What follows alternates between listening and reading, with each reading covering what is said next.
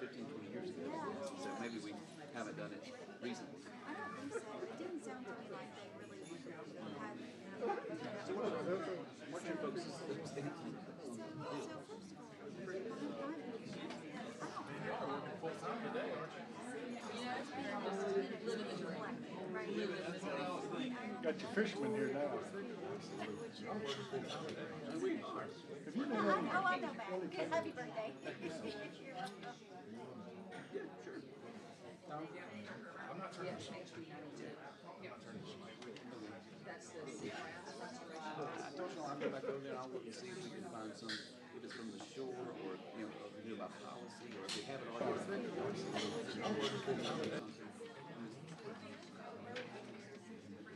From the shore. We know what Nothing but a bucket.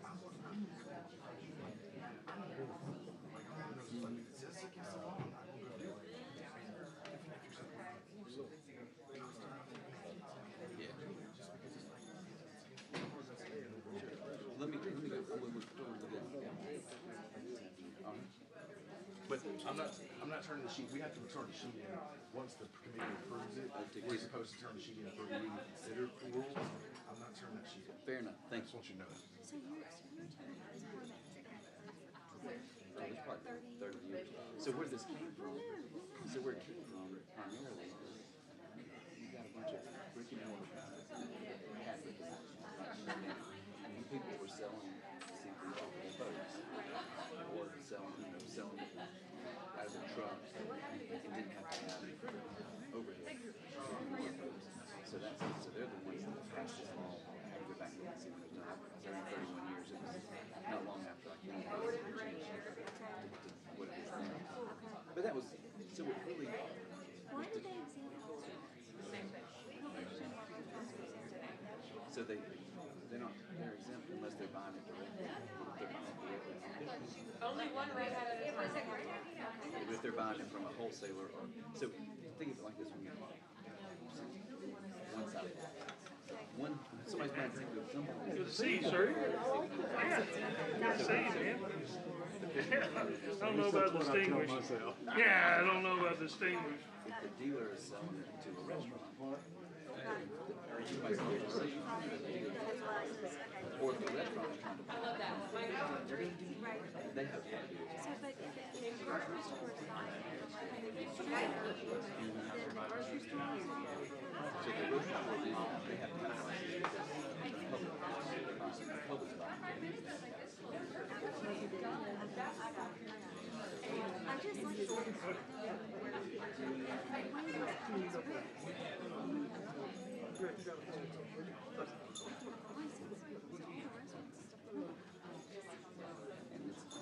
And there's just not a... You talk about where they sell it. We don't have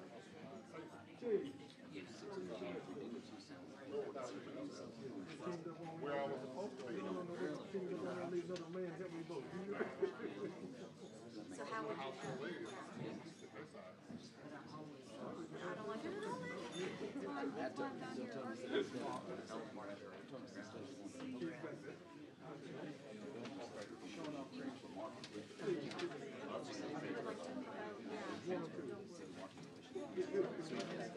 You can just pick one, but even out. I can bounce your room.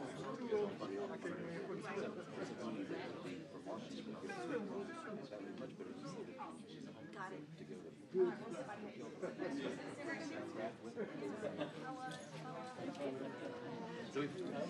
I love the intel, man. Thank you so much. Yeah,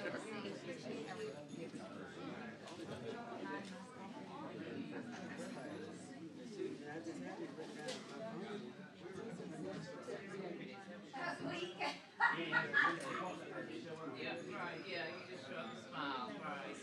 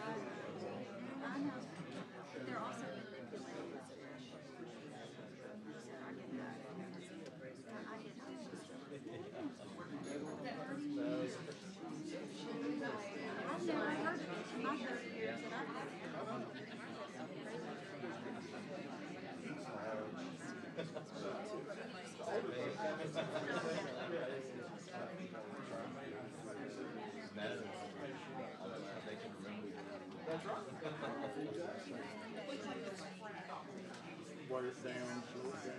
Well, you know, I sent you this talk. I've already made one copy. Oh, you know what? I need to write one. They don't keep up.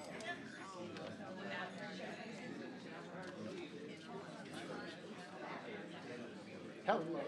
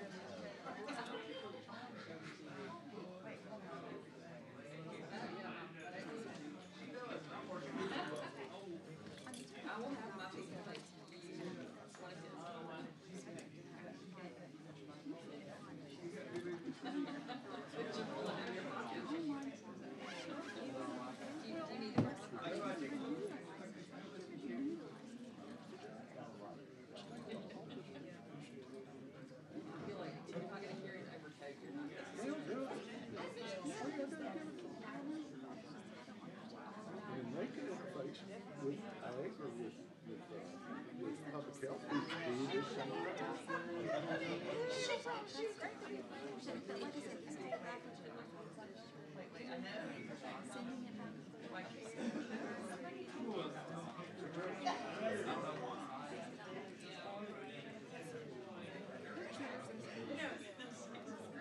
Who else?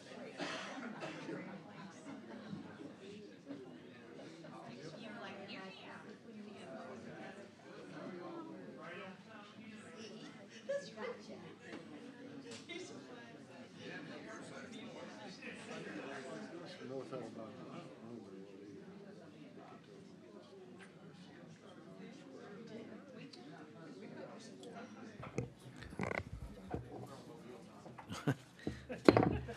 All right, thank y'all for coming. It's 4 o'clock. We're going to get started. Thank you for coming to the Ports and Waterways first meeting of the year. Had a successful last year, and we hope to have a good one this year.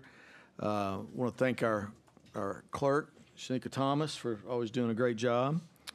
And if we would, we're going to start off with a prayer to bless this and bless us throughout the year. I'm going to ask Representative Donna Givens to lead us in a word of prayer. Would you bow with me, please? Our most gracious Heavenly Father, humbly we bow before you today, just giving you praise. Thanking you, dear Lord, that you have called us to serve you first and serve the people. We thank you for the opportunity, and may we all be mindful, dear Lord, of what we're called to do and seek your guidance in what we think, say, and do.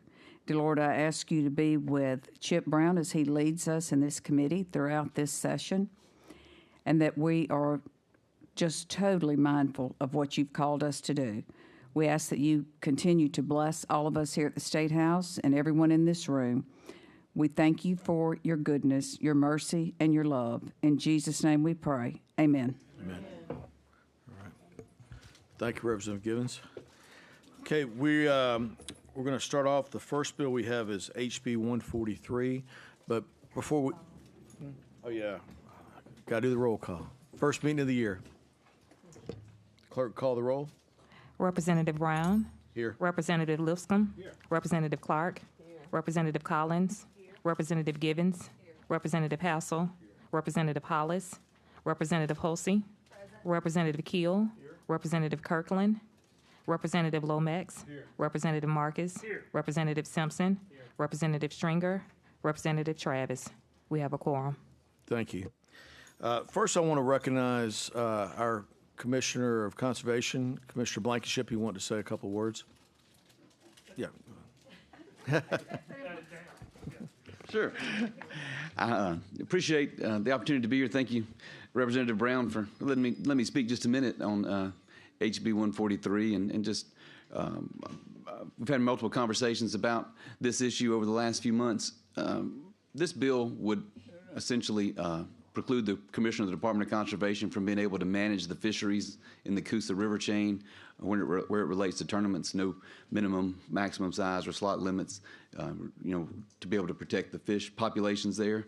But there's a lot of, I wanted to take just a minute to talk through a little bit of where we are in the process. I think there's been a lot of misunderstanding from the public and some people that have maybe misinterpreted where we are, or spread some information that's not necessarily correct, and it has grown as things do through time with people that don't know hadn't gotten it straight from the horse's mouth. So I guess I'll be the horse and tell you where we are today.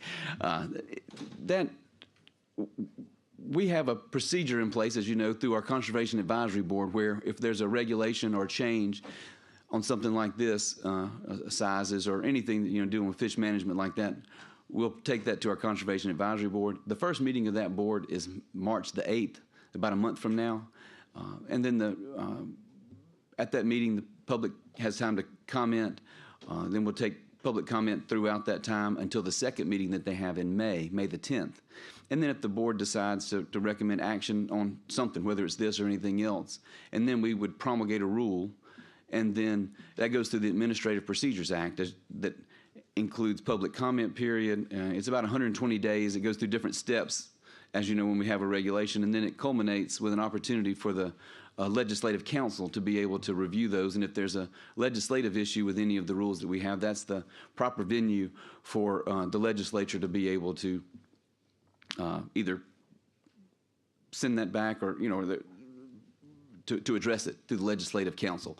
So that's just kind of where we are in the process. It's just very, very premature. We're not imminently about to do anything on that. We're still looking through the data and we have received public comment probably from about everybody sitting over there I've heard from over the last few months, plus a few hundred others that I've heard from. And so we are still taking information and going through the data on what we're going to recommend, if anything, to our advisory board on changes. But one thing that is certain is that we've gotten, this whole thing started with complaints from tournament fishermen that they weren't catching the size fish and the bag limits, the size bags that they had in the past. And they were seeing a decline in fish sizes, especially the upper limit on the Coosa River chain.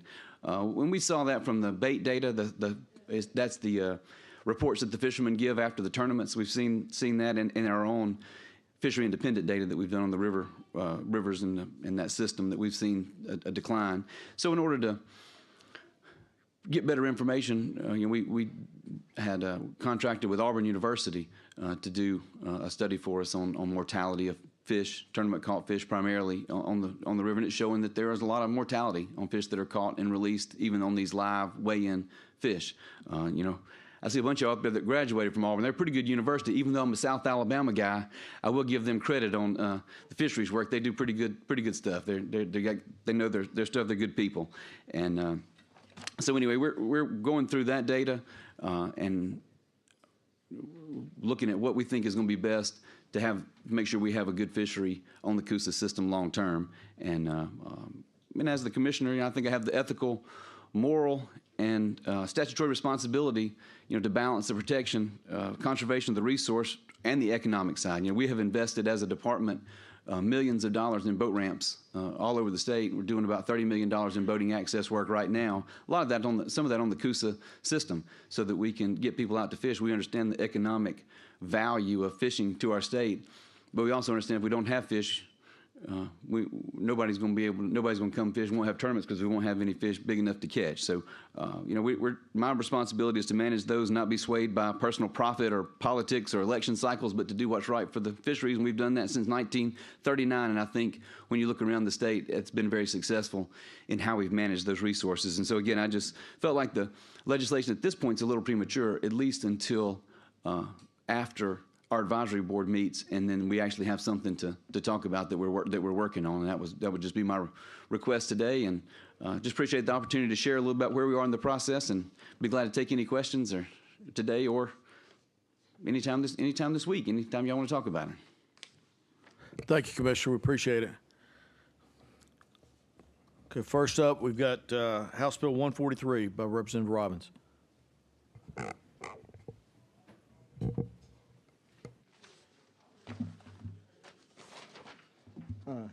Thank you, Chairman. Thank you, committee. We have HB 143 in front of you, and I hope every one of y'all got a packet of information on the resolutions signed by communities and documents and studies related to the Coosa River system. I'm not sure if you did, but I can go over them real fast. And I'll go through the process, too, to kind of explain where we are. And some of what Commissioner Blankenship is right, that say roughly in November of 24, Conservation put out a study that Auburn had done. And in that study, they recommended, or they suggested, it wasn't, nothing about this is official, but the study said there should be a slot limit, a 14 to 20-inch slot limit on the Coosa River, the entire Coosa River chain. That study was done solely on Neely-Henry Lake. Neely-Henry Lake is just one river in the Coosa, one reservoir in the Coosa River system. And what they said was we would recommend on the entire Coosa River chain a 14 to 20-inch slot limit off of one study done on one reservoir. So we also have information in your packet. As I admit, Auburn University is a great university for science and for agriculture. We have a study from a water quality specialist that works at Auburn University that pokes holes through the study that was done by Auburn in their fisheries department, whereas the fishery department looks solely at the health and quality of the fish itself. The water quality expert said there are greater problems beyond just the fish. Therefore, there are problems in that study. The study was looking and solely focused on the fish itself and not the water quality, as he said, the different habitat, structural characteristics, and human influence on each impound. And as Commissioner said, I totally agree that the upper, as he said, especially the upper river of the Coosa system has seen decline. And that in of itself implies that each reservoir is different. So why would we create a slot limit for the southern portion of the Coosa River or for lakes that are different if all we have is data on one river system? So yes, they put out that study and they say on March 8th they will be meeting, they as in conservation. So it's March 8th, they may do something, we don't know. But what we are saying here with this bill is we would like you to not enforce a slot limit on unless you attempt a restocking effort and a restocking effort for each reservoir. So we are not curtailing their ability to limit or create a slot limit. They still can do that. They just have to try restocking and prove that once they say restocking didn't work, all right, now let's go back to the table and figure this out, but let's not just jump to putting a slot limit. And if you look, I guess some of y'all didn't get the information, but I've got it here I can give out, that no government entity on the Coosa River wants a slot limit placed. Every county has either passed a resolution or has a resolution in the works to say we are opposed to a slot limit. And 15 municipalities along the Coosa River chain have all said they do not want a slot limit. So we've got problems with the science, and we have scientists who say there's problems with the science. We have every municipality and government along the Coosa River saying we don't want them to move forward with a slot limit. Plus, then when you look at the economic factors here, a city like Lincoln, Alabama spent $10 million putting in a Lincoln Landing. Gadsden has just announced a $20 million development going on the Coosa River, that if the slot limit went into place, it would totally eliminate all tournament fishing on the Coosa River, and each one of those cities would lose tremendous amounts of money and those investments that they made. And there's going to be a professional fishing tournament taking place at Lincoln and a weigh-in in Oxford later this year. And the threat or this hanging over of a potential rule is causing those organizers to possibly pull out. They're in a holding pattern on whether they will go to Oxford or not. And that tournament alone, the economics show it's going to be over a $1 million impact to Talladega and Calhoun counties. So we're talking about problems with the science, we're talking about the people don't want it, and we're talking about major economic impacts that just having this rule floating out there is causing along the Coosa River chain. So I would be willing to take any questions right now. Do you have any questions? Representative Simpson? I am so happy to get to do this with you because you get to do this with me all the time on bills. On line 34, it just says certain length in a fishing tournament.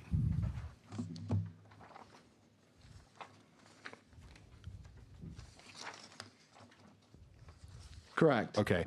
That could be a very, very broad determination of what, if me and Representative Hassel go and we go fishing and we said we're having a tournament and the winner gets $5, that could technically be considered a tournament through this definition because you don't have there's no definition of saying what does it mean to be a tournament? What does it mean to be someone? Like, I'm all for what you're trying to say, but that's really a very, very broad that you can run a Mack truck through.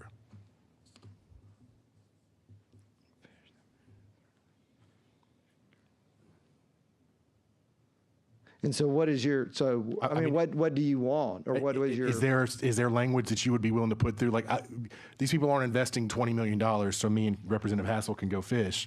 Like, if y'all have a professional tournament or something along those lines, a stronger definition of the word tournament is what I'm asking. Well, I think that I should point out that the slot limit was only in force on fishing tournaments. So if me and you just went and so if I caught everything and I took it home and I cooked it, I could do that. And so therefore, I guess what I'm getting at is what's the point of tightening that definition there because the slot limit was only in place for fishing tournaments. Then what's the point of having the word fishing tournament in there? Well, I'm fine with totally removing fishing tournaments at all. Just saying you can't this is place. not about tournaments. This is just about the slot limit, period. Well, it's about the fishing tournaments because no potential slot limit is going to be placed on a recreational fisherman. So it's just saying that for a fishing tournament, we do not want a slot limit. But if we said no slot limit, period, without restocking, it does the same thing. So you're saying if Representative has, and I hate to keep using you, but one day we're going to go fishing, all right? So if we go fishing right there to now, right as it sits today, there's no slot limit. There's nothing to prevent us from picking certain sides to come through. Correct. At all. Correct. Okay. And the rule, the potential proposed rule based off of a study would say that we're enforcing a slot limit on fishing tournaments, not on a recreational fisherman, just the tournaments. So the potential proposed rule is not even in how it treats people. So it's only for fishing tournaments. So if we called our fishing, we're going to start the Hassel-Simpson fishing tournament. So if we called that one day, we're starting the fishing tournament, we would be self-imposing limits on ourselves that wouldn't currently be there. Correct. Okay. And so I would be fine with just deleting in a fishing tournament if you'd rather have that in an amendment. And that way it's clear what is if you think we need a definition of fishing tournament, so I think we don't, but if you'd think it'd be clear, we could just say of a fish that measures a certain length and strike in a fishing tournament unless demonstrable evidence has been provided that restocking efforts have been made. I would defer to the scientists and the experts on that. Is that not that you're not, but is that something that would be different from what y'all have, from what y'all see? Just to be frank, again, there's not been a proposal for a regulation to where there would be tournaments or everybody. We have had discussion. There's not been a proposed rule. Okay. So it's not whether it's just for tournaments or it could be for all. If we do something, there is not a hard, fast regulation that we have recommended. We will discuss that between now and our advisory board meeting on March the 8th. But if you do come forward and you do decide that, hey, we are issuing a slot limit on the Coosa River, then it would be accepted for the fishing tournaments And so we would have to put that, we would, for our fishing tournament, there's not a stop to say what, just 2 people calling it a tournament, right? So I think maybe to circumvent this whole conversation, if we were to do something, it would be, it would not just be just for tournaments. If the fishery's in trouble, the fishery is in trouble and needs some assistance, so. Yeah. So to answer your question, I would say let's just delete the phrase "in a tournament," and that way it would clear all of that up on what is a tournament and how do you define it. Would it be a high school team that goes out there and fishes? You know, or if they're practicing, is that a tournament? So I get your point, and I'd be fine with just saying that. Just if you want to bring an amendment that say certain length, strike in a fishing tournament, and just say a certain length unless. I would be good with that amendment. I don't want to make an amendment without knowing exactly what it would do. So I'd be hesitant to make an amendment, but I do see that potential being an issue that we have to fix before it goes to the floor. Okay, thank you. Chair recognizes Representative Lipscomb. Yeah, just to follow up on the previous statements, I feel if we were to strike the terminology in a fishing tournament, that makes this kind of excessively broad. It does make it extremely broad. And I don't think that puts me in a comfortable area. I would prefer to kind of restrict ourselves to what we've been placed in front of us at this point. Okay, well, I want to make you comfortable, so let's not do that then. Sorry, I was willing to take an amendment, a proposed potential theoretical amendment. This is your bill. You may do as you please. But your comfort is my priority. Representative Hassel, did you have a question? Well, yes.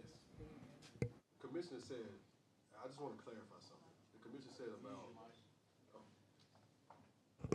The commissioner said something about this is premature. So have you ever done a slot limit before with a tournament or anybody else that's went fishing? I want to know why. I just want to kind of clarify your Sure. your previous. So there are certain reservoirs that do have a slot limit. There's 13 to 15 inches on Smith Lake, and there's some minimums on under 15 inches or under 14 inches on a couple of other reservoirs. So we have used that as a management tool in the past very effectively. Yes, sir. Okay. But we don't have anything on the Coosa chain proposed at this time, a hard, fast proposal of a regulation. And that's when you mentioned you got your board doing research with this. Yeah, we're doing, we as a department are taking into account comments and all the data and the research, and then we will present something to our board on March the 8th. Or not. we may not present anything to them. We're still working through that. Okay, thank you. Any further questions? Representative Collins? Thank you, Mr. Chairman. How often is restocking done? And that actually may be the commissioner as well. We've restocked about 3.1 million bass in the Coosa River chain over the last several years. And the issue right now with the size distribution of fish in those chains is not the smaller size for the stocking, is when they get to that larger size. So when the representative, I think, mischaracterized what I said earlier, it's not the upper or lower parts of the Coosa River, it's the upper or lower parts of the size of the fish, like the 15, 14 to 20, 22-inch fish that are in, not seeing like we used to, is not the lower sizes. The recruitment or the numbers of fish bass that are in there, and the smaller sizes have been pretty consistent. It's the upper end that we're not seeing. Okay, thank you. Thank you. Representative Lipscomb? Commissioner, if I may follow up with that. Sorry. I hate to get you to go up and down your glutes. You're going to hurt tomorrow. 3.4 million is a lot of fish, and I'm glad to see you guys trying to take that effort. Can you tell me what size fish you're putting? Are they fry? Are they? Well, I will say we've done 3.1 million. Many of the tournaments, as part of their operations, also do some restocking, and we've issued permits for those. And so some of those are in different. Some are small, some are bigger. You have a general idea of how many the department is restocking? What size? Well, quantity to begin with. I'll ask 3.1 million is how much we put in there. that the department is putting in.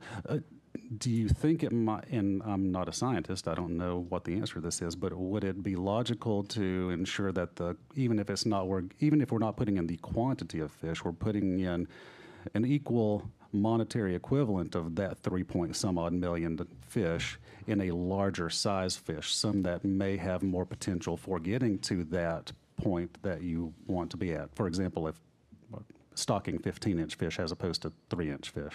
Sure. Stocking 15-inch fish would be extremely cost prohibitive. I assumed it would be. I just didn't know. Sure, but even stock, again, whether you're stocking fry or you're stocking 3-inch or 4-inch fish, that's not the issue on the Coosa system. It's not the fish in that size of the population. It is the upper size that we're seeing the decline, not in those smaller sizes. Okay, thank you. Any further questions? Thank you, Mr. Chairman. So, Commissioner, this study will be completed in a month. So the study that Auburn did on our behalf is the preliminary work's done. We don't have the final report from them, but we'll have that soon. For that board meeting, or?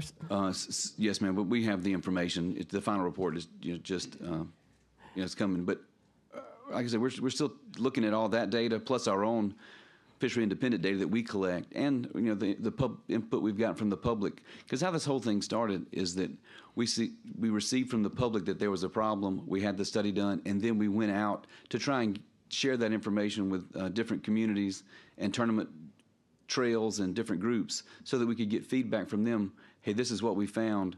What are y'all? What are our options to do something with that? And then it has just gotten totally taken out of context and blown up, where we can't really have the good conversation like I would like to have had, constructive conversation with people. So how much damage could are we talking one fishing tournament that's scheduled for that area, Representative Robbins? And you said it's when? No, ma'am. There are hundreds of fishing tournaments in those reservoirs, depending on how you define a tournament throughout a year. And so it is a large impact on the fishery. Some tournament trails do a better job than others on the fish health and their mortality, and some of them have invested a lot in trying to do really well, where they weigh those, they put them back in the water pretty quickly. Some of them, as he was mentioning, where they're taking them out of the water, they're towing them across town or to a couple of towns over to do the weigh-in at an auditorium somewhere, and then trying to put them in a trailer and get them back. That's where we're seeing a lot of high mortality from those type tournaments. And so I'm hoping that through this conversation that some of those fishing trails and fishing circuits will invest in, now that maybe they see that there's an issue, and that they'll invest some money in and change up some of their methods so that it is better for the fish populations, and that they get more of those back in with very limited mortality. I guess, Mike, go ahead, Representative Robbins, please. Representative Clark, I'll answer your question. Yes, that one tournament alone we were talking about is over a $1 million impact. It's the Professional Fishing League is going to have a fishing tournament in Logan Martin Lake, and that would be over a $1 million impact. If you count all of the, let's say, I've got all these resolutions. I probably shouldn't have printed all of them. The economic impact is considerable. When you look at the Coosa River and all the lakes, this is a study that just shows it has information on each lake and their tournaments. So Logan Martin Lake, 608,000, Neely Henry, 493, Weiss, 405,000, Lake Jordan, 424,000, Lay Lake, 621,000. So, and that was data from 2020. So we're talking millions of dollars of impact that would be lost, and the fishermen are fishing. They're not stopping fishing. He said the upper levels we might not be getting, but it's not stopping the fishermen. And there are ways we can do this without a slot limit. Yes, there is a study from Auburn, but we also have a study from Auburn that says, it's all of you South Alabama folks. think about, like, when I was talking to Chairman Brown, the red snapper issue that y'all have, where you've got red snapper. Y'all can go fish it, but you're not able to because they're comparing you with the entire Gulf of America. And it's preventing y'all from having a full season that you would have. So think about that and then apply that logic to the Coosa River. We've got a study from one lake, and that one lake study, which is the most shallow lake of the entire chain, it's a mud bottom, totally different than other lakes in that other reservoirs. So we extrapolate from one study, and then we say, we're going to impose this on the entire Coosa River chain because we have a study from one lake. It's the exact same as what what people in Mobile are dealing with the red snapper. Exact same. So I know that the tournament organizers have a to-do list. This is to be done by this date. This is to be done by another date. How much harm would it do to wait a month until this study is completed? Well, what I would say is their study's complete. They released the information to us. We know it's going to be. They're going to meet. We know what their study says. They put it out and said, here's the study. This is the recommendation. And so we know what they have in terms of a recommendation. Conservation doesn't have to follow it. I agree with Commissioner Blankenship. They can do whatever they want to. Their Conservation Advisory Board can. But if we wait a month, what I would say is this legislative process that we are in has to work. So, I mean, I don't know of any bill that would have passed the legislature and be signed by the governor in a month.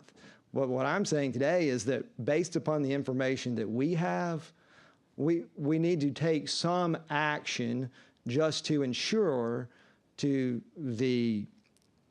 every county commissioner on the Coosa River and most of the municipalities that we are taking this serious and listening to their concerns, one, their economic concerns, and that we are also listening to science that says there is a bigger, broader problem than just the fish. You know, the fish have the habitats, they have water quality issues, a host of issues that could be reviewed. And why would we look at just tournament fishing when you're missing the forest from the trees, as we're saying.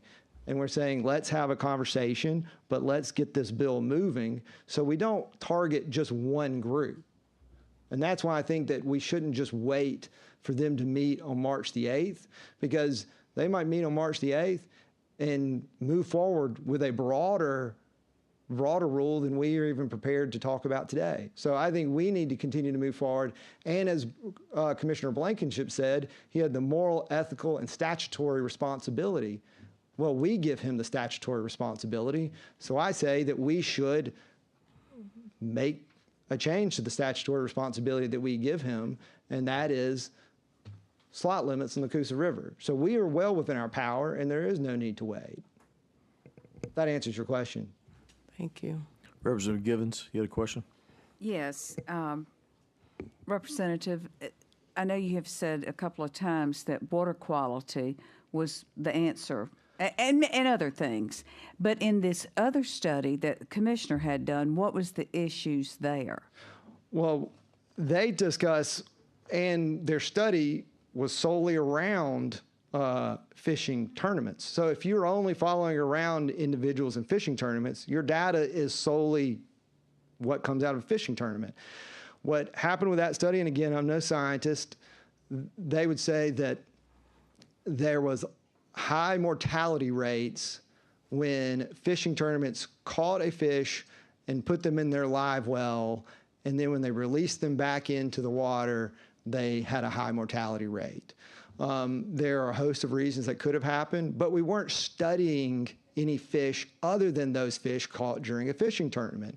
So therefore, we don't know if that fish would have died naturally or if that fish died just because of being caught during solely a fishing tournament. And we weren't studying, when I say we, the study, it wasn't me personally, but we didn't study recreational fishermen and what if that caused high mortality. So their study said that fishing tournaments on Neely Henry in some ways were the main reason for the high mortality rates, but they were the only fish that were studied.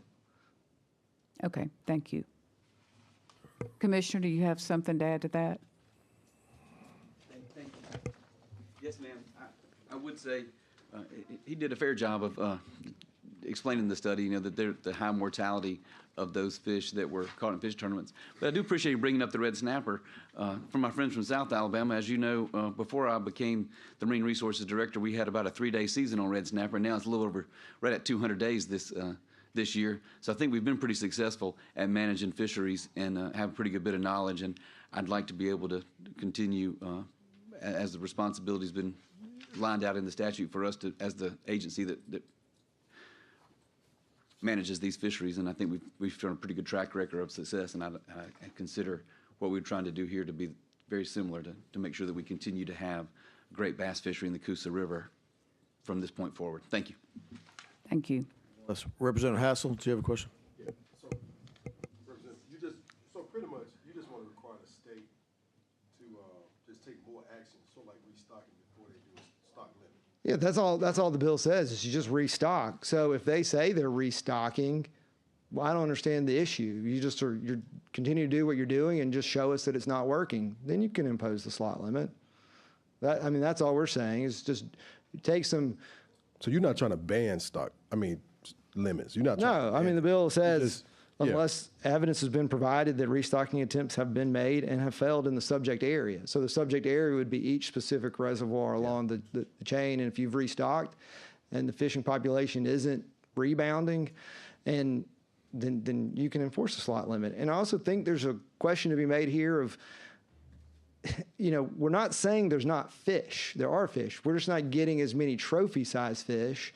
And if the fishing tournament people want to continue to fish and just not catch huge fish, but still catch medium-sized fish, isn't that their choice as opposed to just saying, we're just not going to allow you to fish at all on this tournament in this river system, even if all you want is, or you're okay with catching smaller fish.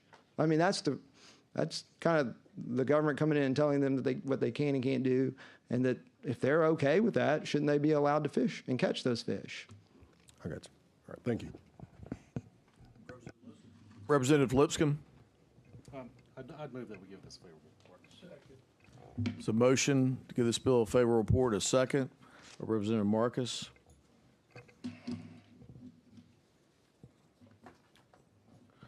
We'll call the roll.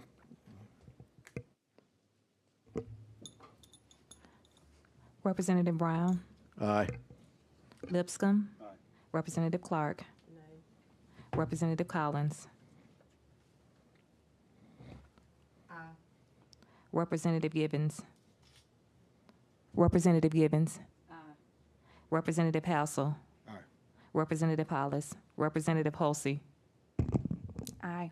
Representative Keel. Aye. Representative Kirkland. Representative Lomax. Aye. Representative Marcus. Representative Simpson. It passes. Your bill's got a favorable report. Well, thank you, committee, and thank y'all for all your questions. Thank y'all. Have a good Thank you. Okay, the next bill up is House Bill 1, and I'm going to carry that over for a week. And then the next one is House Bill 92, and I'm going to hand the gavel over to our Vice Chairman, since it's my bill.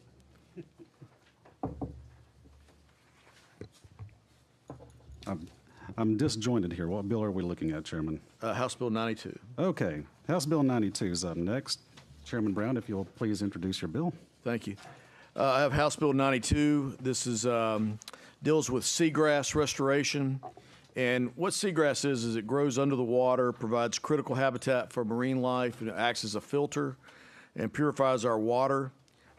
Studies show that since the late 19th century, up to 30% of our seagrass has been depleted. And this is due to many factors, pollution, activities, it's just going to continue. Right now, there are many people, including the Department of Conservation, who I appreciate their efforts, along with individuals like Mobile Baykeeper, the Dauphin Island Sea Lab, Mobile Bay National Estuary Program, who are making efforts to restore our critical habitat of seagrass that's been lost. And so what this bill does is just establishes a task force to develop a 10-year seagrass plan so that we actually are all on the same page moving forward. Thank you, Chairman. Are there any questions? Mr. Chairman, I have an amendment at the appropriate time. Representative Marcus, would you like to tell everybody about your amendment? Yes, everyone should have it in their packet. If you'll refer to it, I'm not going to read it. Y'all can read it for yourselves, but basically it's replacing line 26, 52, 54 through 55, and replacing line 97 through 103. Basically, this is removing the Department of Conservation from having to implement this process. Thank you, Representative. Mr. Chairman. And I know Chairman Brown can kind of elaborate on that if he needs to. Sure, I consider this a favorable amendment. And what this does, essentially, it removes Department of Conservation from, because the funding for this could come from many sources, including federal grants, private entities, and state funds. And so you're going to run into a situation where the Department of Conservation has to implement a plan for all of these private groups, and it just doesn't work. So, thank you, Chairman. Representative Simpson, do you have a question? Make a motion to adopt the amendment. Second. I have a motion from Representative Simpson, a second from Givens. All those in favor? Aye. Any opposed? Motion passes on the amendment. Do we have any further questions on the bill itself? Seeing none, do I have a motion to approve? I make a motion to approve as amended. A motion as amended from Representative Marcus and a second from Representative Simpson. All those in favor? Any opposed? Your bill receives a favorable report, Chairman. thank you, Mr. Chairman.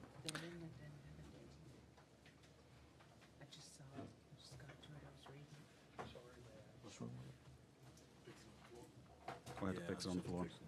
That's fine. Okay. Is there any other business? Any questions? Okay. We have a motion to adjourn. All those in favor say aye. Aye. All right. Thank you. Have a good rest of the week.